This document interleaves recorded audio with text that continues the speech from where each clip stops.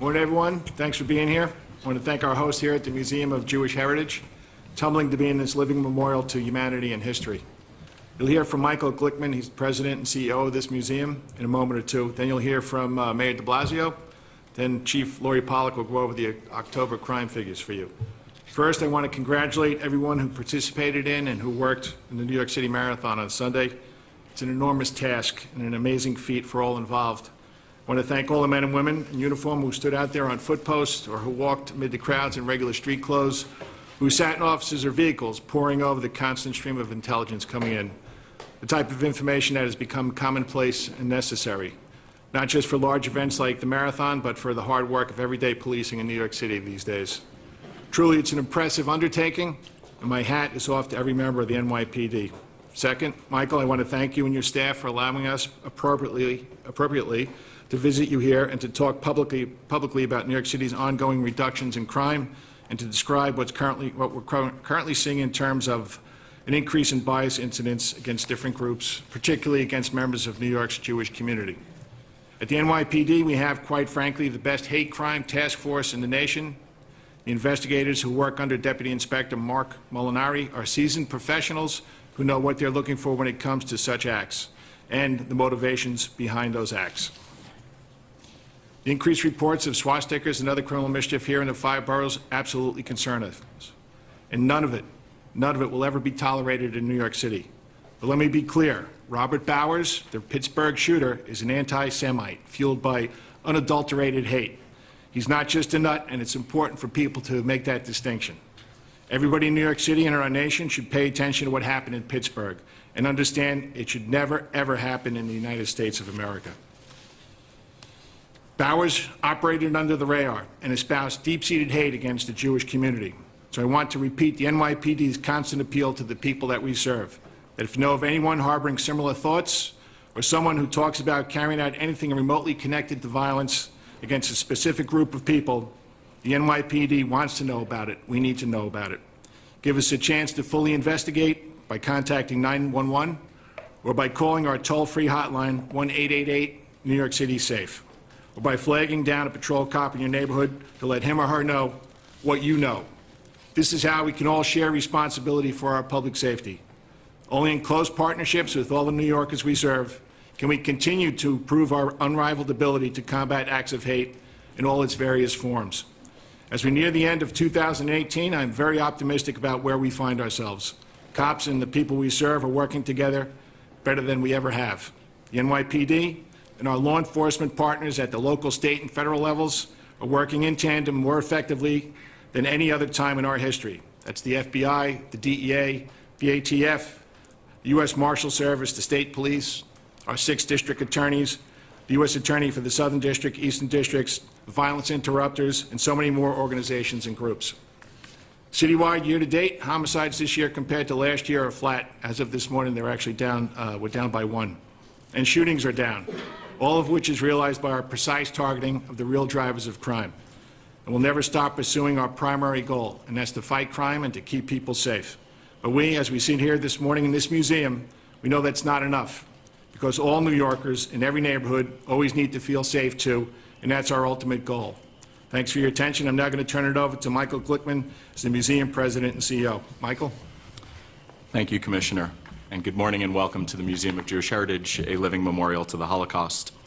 We're gathered in New York's Holocaust Museum at a time of mourning for our community and for our country. As we commemorate the 80th anniversary of Kristallnacht this week, we remember the cold-blooded murder of Jews at prayer, not just as a matter of historical record, but as a point of breaking news. We carry in our minds the massacre of 11 Jews at Tree of Life congregation in Pittsburgh 12 days ago. Even as we mourn, we continue to honor the Jewish insistence on the sanctity of human life. And we will, through all of this, support each other. The museum's mission, delivered through the tens of thousands of students and teachers we serve and educate each year, commits us to our unwavering determination to promote tolerance and understanding, especially in times of violence and loss. It is my pleasure and privilege to be with you today, and it is my honor to introduce the Mayor of the City of New York, Bill de Blasio. Thank you so much, Michael. And Michael, I want to thank you and all your colleagues here at the museum for the extraordinary work you do, because this is a place that teaches us history, but history that we must learn from. And I think in this moment where there's a lot of hatred out there, there's way too much hatred out there, and it's being given too much license, it is very, very pertinent to look back on history and reflect on what went wrong in the past and how we can make sure it does not go wrong here. So, Michael, I just want to affirm to you and your colleagues how important your work is and how much it's appreciated. Thank you. I want to thank everyone who is here, all the leadership of the NYPD. We'll talk in a moment about what has been achieved during the last month. And I think it's very impressive, and congratulations to you, Commissioner, and to all of the senior leadership, First Deputy Commissioner Tucker and Chief Monahan, all the leadership here present. But it's also important to recognize that what we have seen lately, the uptick in hate crimes, has affected many communities. And I want to acknowledge and thank for being here Shirley McKinney, who is the superintendent for Manhattan sites of the National Park Service. Thank you for your important service to this city and this nation. We know that there was an attack on the African Burial Ground National Monument, and there was a hate speech scrawled on the monument. It was an act of vandalism, but also clearly a hate crime. And NYPD is working diligently to bring to justice the individual or individuals who did this. One thing that I always note about the NYPD is when it comes to hate crimes, they have a very aggressive, consistent approach. It does not matter what community is affronted. Tragically, we're seeing many communities affronted. We're seeing hate crimes towards the African American community, towards the Jewish community, towards the Muslim community, towards the LGBT community. It all has to stop. One of the most powerful tools to ensure that people understand that hate crimes is unacceptable is when they see there are real, tangible consequences. And the NYPD has done an outstanding job of ensuring that those individuals who act out of hate are brought to justice. This is the exact opposite of what happened those many years ago on Kristallnacht, 80 years ago, and a poignant moment that I had with Chief Monahan when we were at Park East Synagogue in the immediate aftermath of the Pittsburgh attack in solidarity with the Jewish community.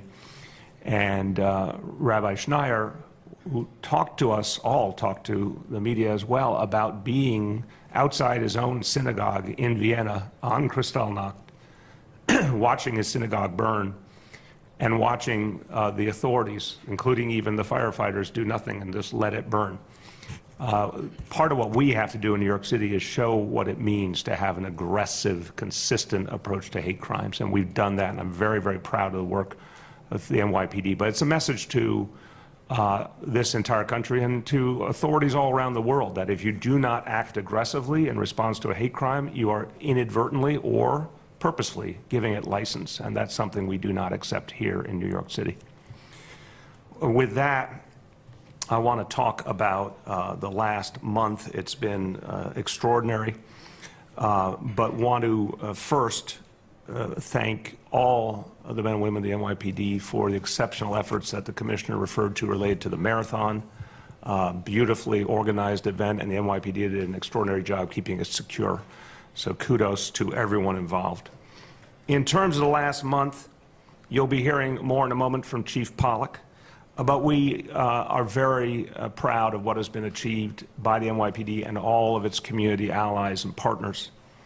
Total crime down 1.4% year to date, and shootings down 4.7%, almost 5% reduction in shootings year to date. That's extraordinary. What's also so noteworthy is that all this is being achieved with fewer arrests. So at this point, arrests are down 13% year to date.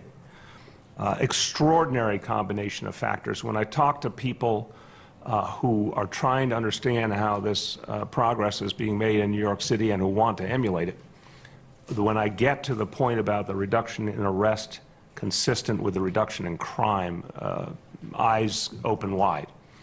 And the NYPD has done something extraordinary here that bears real study.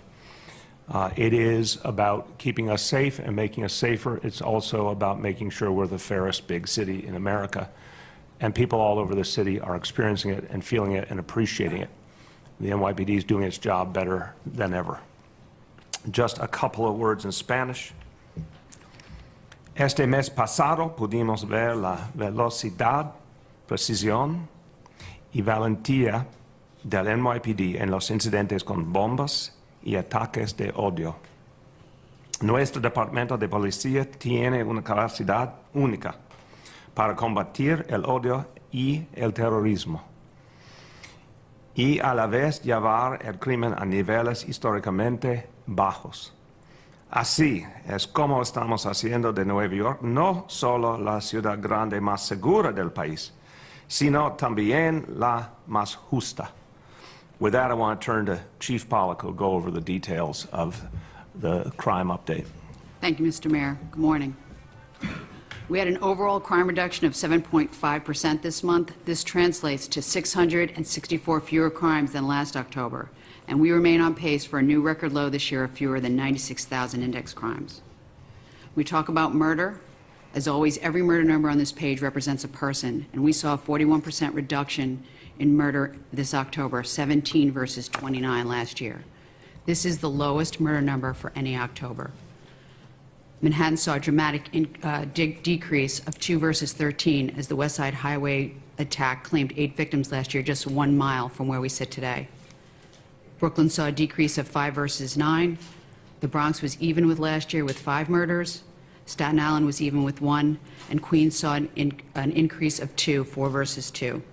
Year to date, at the end of October, we were plus 4 murder victims, 248 versus 244. And through last night, we're at 252 murders, which is even with last year. Our shootings in October were down by 5, a 7% decrease. This is the lowest shooting number for any October, improving on last year's previous record low. And October 12th through 14th was the first time in 25 years that we had a weekend without any shootings. Rape. We were up slightly. Rape reports were up slightly by 8 this month, 160 versus 152. 26 reports, or 16% of the total number, were from a previous year. This is a slightly lower out-of-year reporting percentage than we saw in August, which was 21%, and September, which was 24%. The 16% is on par with last October's 14% out-of-year reporting. Robbery. Robbery is down 121 crimes, or 10%. This also is the lowest October. This is the lowest October robbery number in the CompStat era. Felony assaults. They are down 202 crimes, or 11%. It's the lowest October felony assault number since 2012. Burglary. It's the lowest October number in the CompStat era, down 173 burglaries, a decrease of 15%. Grand larceny is also down 1.5%, a total of 61 grand larcenies. And auto theft is at a new low for October, 486 versus 587, a decrease of 101 thefts, which is down 17%. So thank you very much. Mike. Yep. All right, we're going to do some on-topic on crime. Any questions about crime? Yep, the first round. I'm hoping the NYPD can speak on the crackdown on private partners. Yeah, we're going to get to that when we go to off-topic. Miles? All right, come on. Dean? In terms of hate crimes, because you started with that, what is the NYPD doing to stop hate crimes, and can you honestly stop them from occurring? Well, Dean, we can't get into people's minds or hearts, but we can certainly do our best to try to stop them, and we do that by actively investigating them with our hate crimes task force and by working in conjunction with everybody in the community. I think everybody in the city's got a responsibility to help make sure that this doesn't happen. Yeah, Dean, I want to add to that. There's 2 ways I think the NYPD fundamentally inhibits hate crime, and the first is by building a stronger relationship with the community so we get information. As the Commissioner said, you know, in any instance, any tragedy we've seen, if someone had known something and had gotten it to the police in time, we might have been able to avert those tragedies. Well, I think there's an everyday reality in New York City where as the relationship between police and community grows closer, information is flowing that often stops crimes or allows NYPD to take actions that inhibit crime, including hate crime. The second piece is consequences. Let's face it, human beings respond to consequences. If the propagators of hate crimes see that there are consequences for others, if they see that justice is swift, it's another important factor in inhibiting other hate crimes. Given the uptick, and it looks like the largest jump was in the Jewish community, is there any different strategies or tweaking strategies that you're using going forward that you could share with us? I think it's what I said about making sure that we work closely with the communities that we're sworn to protect and serve. And anybody, the biggest thing, especially if it's criminal mischief, which is a little bit more difficult to investigate, is if anybody's a witness, anybody's got any video, to come forward. I know we do extensive video canvases, but if you have anything out there that can help us, I think that would really make the difference. As the mayor said, when we catch people, make sure that there's consequences for that, and we do that by working with the prosecutors also. Yep. In the back row. Any thoughts on why there is an uptick in the hate crime? I think you have to take a look at current atmosphere, I guess. You know, we had this, I think it was about a year and a half ago, we had an uptick also. And then, because it actually going through, Dermot, let me know if I'm going down the wrong road here. In the beginning of the year, we actually saw a decrease in hate crimes. And then just recently, over the last 2 or 3 months, we saw a rise. Yep, and Carol. Yeah, the attack on the burial ground, there were like a ton of cameras over there, Golden Square area. Have you been able to zero in on a face or anything? Dermot, you want to just talk about that for a second? So the incident in the 5th Precinct at the African burial ground, you're correct, there are a large number of cameras in that area. We have recovered several pieces of video, unfortunately none that have been put out yet, and the reason for that is they are either from a distance or grainy, nothing really. We want to put something out when we do. I hope that hopefully soon we will have something probative that we can put out that really will start the information coming in. There's been a lot of work on that case. As I said, we're in the process now of, we have a timeline. We know when it occurred, we believe. We have extremely grainy video of that occurring, and we're beginning to track that person on video. So hopefully soon we will have something that can elicit tips to come in, but the work has been behind the scenes occurring with that case. Just, if I could, just in the last 2 to 3 weeks, the hate crimes detectives have made an arrest on the Upper West Side of an individual drawing swastikas, charged with numerous incidents. In Brooklyn, in the 7-7 and the 9-0 precincts last week, that was the incident where property damage as well as fires, 2 different precincts. Hate crimes detectives in a short period of time made an arrest in that. Also in Brooklyn, in the 8-4 precinct just last week, 2 individuals drawing on private property swastikas and hate messages. That's three just in the last 2 to 3 weeks, with, as the mayor said and the police commissioner, very swift and certain. And I have every confidence that not only in the 5th precinct, but also we have video that we'll be putting out of 3 incidents that occurred in the 7-9 precinct, all within an hour and a half last week, where an individual was pushed and had his hat knocked off. Then a young girl was pushed to the ground, thankfully not seriously injured. And then the pipe that went through the window. So that video has been put out. But rest assured that these crimes are treated with the utmost importance, and our hate crimes detectives are diligently working to bring all those responsible to justice. Any more crime questions? Miles?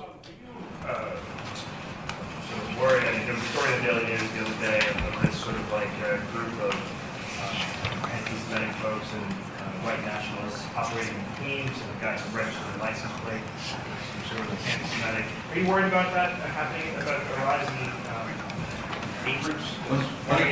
Yeah, let me get Chief Galati from our Intel Bureau to talk about that. Tom?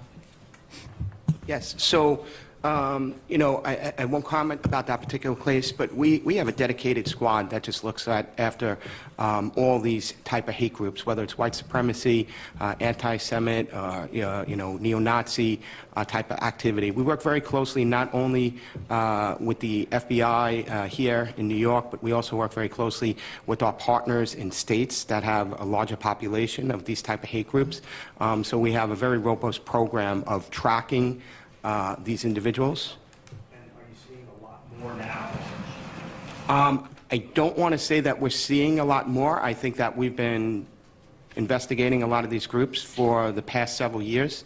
I think that when these high-profile cases come up, similar to Pittsburgh, it kind of rises a little bit more. But I think that here in New York City, along with our federal partners, you know, we know who we need to watch, and we are watching them. And sorry, just to follow up on that, how much did that help in your investigation of Proud Boys and Antifa, the work that you guys do in that intelligence space? I think I'll give that to Dermot to talk about. There was really good investigative work. I think a lot of good video helped us with that as well. But it wasn't our first time dealing with this particular group. There was an incident out in NYU a while ago, so that assisted us in knowing some of the people. Kimberly? The incident in the 7-9 that you were just talking about there, is that the pipe bomb through the window? Is that being now investigated as a hate crime? It is being investigated as a potential hate crime. It's not a pipe bomb, it's a pipe. But in that incident we have, within roughly a 45-minute, 60-minute period, we have a group of kids, at least 7 that are seen. They appear to be, and the investigation will bear out the actual ages, but they appear to me to be young, and by young I mean somewhere in the neighborhood of 12 to 14 years of age, walking on the sidewalk. We have them within a short period of time, few blocks, within 45 minutes that we know of, committing 3 offenses. Again, running up behind an individual, 14-year-old boy, and knocking his hat off and pushing him. Pushing a 10-year-old girl to the ground. And then the last one, I think I have it in the correct order, throwing the pipe through the window. So that's the image that we put out. We're continuing to work that case. We ask for anyone to call Crime Stoppers. Young kids, but we certainly don't want this to escalate into anything or to see anyone injured. So here is the incident here on my left that you see. Anyone that has any knowledge whatsoever of these kids, again, my feeling is that they will be residing somewhere near this, to please call Crime Stoppers. So you're saying that the incidents with the kids, we're looking at that as a hate crime as well, or just kids acting out, being bad? No, that's being investigated as a potential hate crime. Again, when you look at the totality of what we have here, there is a nexus to the Jewish faith in all 3. In the first one, you have somebody that commonly dressed that would be recognized as a Jewish male walking down the street. Same in the middle one, same in the last one, in the location where the pipe was thrown through the window. Yep, right here. For the fact that was through the window, the boy whose hat lost his hat, was he a Jewish boy? You know? Yes, he was. Investigating an incident on Avenue J with a similar kind of similar attack where a guy was punched in the face, a guy was wearing some shirt that said stage crew. Yep, so within the confines of the 70th precinct, there's an incident. I've watched that video. I don't think we have that video to show. So you see an individual walking, I'll say towards me, if you will. You have an individual coming from my back, walking towards that person. It looks like both individuals possibly, at least one definitely, are on their phone with their heads down, not paying attention to their walking, and they bump into each other. The one individual with the stage crew on the back of his shirt immediately starts swinging wildly at the other individual. The individual that is not the stage crew shirt was of the Jewish faith. Right now, that's leaning towards that may not be a hate crime. That's based on what we see on the video as well as statements of the victim in that case, where he believes it's nothing more than a bump, but that will have to be ironed out. That's all preliminary. Ashley? Can someone talk about the benefit of being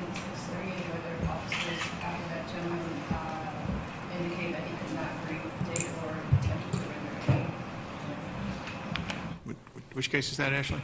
It's a death in custody of the 6th Street. The family was having what seems like an argument in the morning, and gentleman from the green was carried out in handcuffs, and then he's said to become out of consciousness. All right, Chief Monahan will speak about that. Yeah, that was an incident where our officers responded over there, and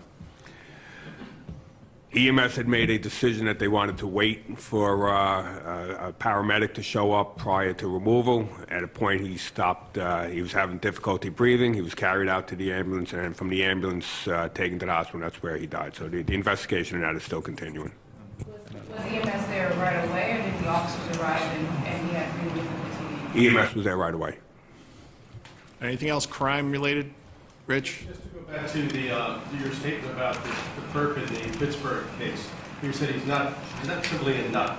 Could you elaborate a little bit more on that? Yeah, so this is a number of conversations I had after, we had the pipe bombs going through the mail, then we had this terrible incident in Pittsburgh, and a few people have said to me, there's a lot of nutty people in this world, and I just had to correct them and say, this guy's not a nut. He's an anti-Semite. There's a difference. And he went into a synagogue and shot 11 people. That's not a nut. That's a guy who hates Jewish people. And he's got a history of it. Yep. Tom? Just overall, question. I'm going to wait. Yeah. Anybody? So my real question is, does anybody have more questions for Chief Pollack? Yep. Provide any more details about the apparent suicide of Dorothy Bruns? You know. All right, hold on. We'll get to that. All right, Chief Pollack wants some more questions. She worked very hard last night. All right, off topic. Good. Gotcha, hold on, in the back right now. Can you provide any more details about the apparent suicide of Dorothy Bruns? Do you know what kind of pills were found or what the suicide note? Jeremy, you have an update on that? Yeah, just what I will say here is our officers responded, as well as EMS and the ME, to that case. There was a suicide note recovered at the scene, as well as evidence of prescription pills, and beyond that, I'll defer to the ME to conclude the investigation. At this point, it's being treated as an apparent suicide. Tom.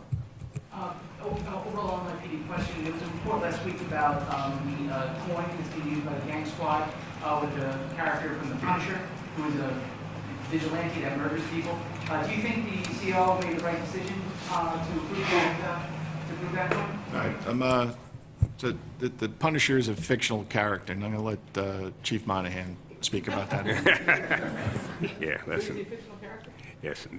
There are challenge coins all over. It started with the military with challenge coins. Every unit has it. It's a morale thing. It's something that creates camaraderie between the officers. It's not just the PD military. Every business has it. They use a cartoon character. They put out a cartoon character that you could go into any store right now and probably buy a shirt with that cartoon character on it.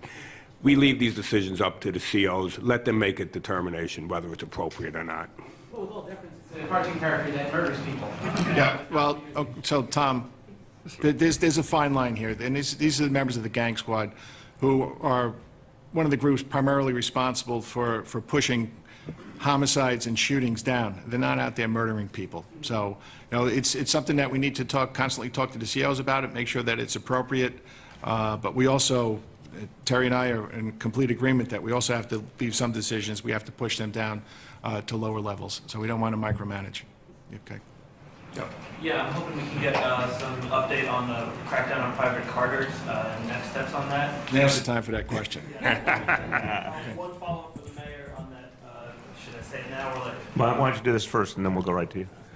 All right, obviously, we did the one-week crackdown, and we had no problem finding violations. Mm-hmm. Total, we gave out 1,070 summonses. We inspected 142 carton trucks. We put 132 of those trucks out of service, and we towed away 17 different trucks. So we're continuing to work with the BIC, the Business Integrity Commission, and just because the initiative is over doesn't mean the enforcement's over. Our cops around the city are going to be looking for violations, and we'll be stopping them. We will be inspecting trucks as we go forward. Hopefully that we sent the message out to these companies that we will be out there and we will be conducting enforcements, and we won't tolerate any of their actions. My question for the mayor was that, no problem. My question for the mayor was that, the city holds hundreds of millions of dollars in contracts with some of these companies. I'm wondering if the city is and NYPD are tracking which companies it's giving these tickets out to, and whether there could be more severe penalties like severing some of these contracts. Yes and yes. Miles? The Business Integrity Commission has 11 investigators, and they've been around for 16 years, and this is sort of the biggest enforcement effort, and we've seen 43 deaths. Is it a little too late? Why is BIC still not empowered to do more? It's the agency that's directly responsible for this industry. Well, BIC needs more power, and this is one of the things we talked about. I think we're going to get to resolution on that very soon with the City Council, and we're going to keep adding the resources needed. I think this is an issue that has grown. I said this a week or two ago. Has grown in everyone's understanding really intensely in recent months, and we're going to respond accordingly. So. I understand to some extent there is a almost constitutional desire on the part of the media to assign blame. Right now, I want to fix the problem. So, sure, but I'm saying, and again, I always try and remind you guys of this central concept. When did we all understand there was a problem? From my point of view, hearing the public discourse constantly, talking to you guys, town hall meetings, radio call-ins, listening to advocates, listening to elected officials, this issue, I certainly did not hear as one of such profound importance even just a couple of years ago. I'm very glad it's been surfaced. I think it needed to be surfaced. It's now going to be treated with extreme focus because we need to go after all of these companies that are causing any kind of health and safety problems. There have to be real severe consequences. I got no problem if a company is harming the people in New York City, doing everything we can to put them out of business. So, we need to strengthen the laws around this, the penalties, the ability of BIC to enforce. Again, I think that's coming very soon in the council. If there's more personnel needed, we're ready to do that. But there's going to be very serious consequences for the companies that have done this. Sanitation salvage was suspended, but eventually it was reinstated. Well, that's not over yet. Second row. Yeah, the question about e-bikes. So with this crackdown, there was this idea that the businesses would be fined, right, instead of delivery workers who are riding e-bikes. I first brought cases where the workers are still getting the ticket and the cops aren't making any effort to actually find the businesses instead. And in some cases, Oath is actually dismissing the tickets because they were given to the wrong person. I'm wondering kind of how you all are addressing that in terms of training officers on the policy and how to enforce it, and kind of what you make of this pattern. All right, yeah, Chief Chan will talk about our enforcement efforts. Tom? We've met with some of the advocates on the e-bikes and things of that nature. Ultimately, we've trained our officers. We have an opportunity also to issue summonses to the private businesses themselves. We do have entrepreneurs out there. Now we have e-bike delivery person that may not necessarily work for a specific restaurant, but they work for a group, and they respond to the restaurant, pick up the food, and make the delivery. Therefore, we cannot issue a summons to a specific business itself because they may be covering 10 different restaurants at any given time. Ultimately, our officers are trained, and they are issuing summonses, and again, the Oath Court will make their determinations out there. The people do have an opportunity to get those bicycles or e-bikes back, but ultimately, the pedal assist bikes are legal out there on the street. We certainly encourage people to utilize them, and again, these bikes, e-bikes that have throttles, those are illegal. And that's the responsibility of the people, and we certainly encourage them to transition over to the pedal assist bikes, which are legal and certainly operated safely. Just to follow up, how frequently are patrol officers trained on this? Because there were cases where it was clear that the delivery workers were employed by a restaurant. They were wearing a vest that had the name and essentially the address of the restaurant on it, and they made no effort to kind of track down the business. Let me just jump in. I'm not familiar with the details, but I want to be crystal clear. We announced this. It couldn't have been clearer. And I'm going to say to my very valued colleagues, if we need to retrain folks at the precinct level, we should. It's abundantly clear. If someone works for a specific restaurant and is making those deliveries, the restaurant should be penalized. Now, Chief's point is very important. Some people don't just work for one restaurant, work for an intermediary company, if you will, in which case we should go after that company. But if there's any gray about the fact that we're not trying to go after the little guy, we're trying to go after the employer, we'll do a better job of getting that message across. Dean? When it comes to the apparent suicide of Dorothy Bruns, did the note suggest that the suicide was because of this horrible accident? And your reaction to this, Mayor, because I know you were very upset about this case. Yeah, Dean, I'm not going to speak to the contents of the note. Look, I want to say, you know, anytime someone takes their own life, it's profoundly sad, and obviously, you know, all we have focused on in terms of mental health is getting people the help they need and getting people come forward with their problems so that we can avert tragedies like this. You know, that's the reality across the board. This is just an extremely painful case from moment one, and I wish none of this had come to pass. But what's abundantly clear at the same time is we have to change our laws so that we don't have any more tragedies like the one she was originally involved in with those who lost their lives. That's all police items. Rich? So the private karting industry used to have a reputation of being involved with the mob.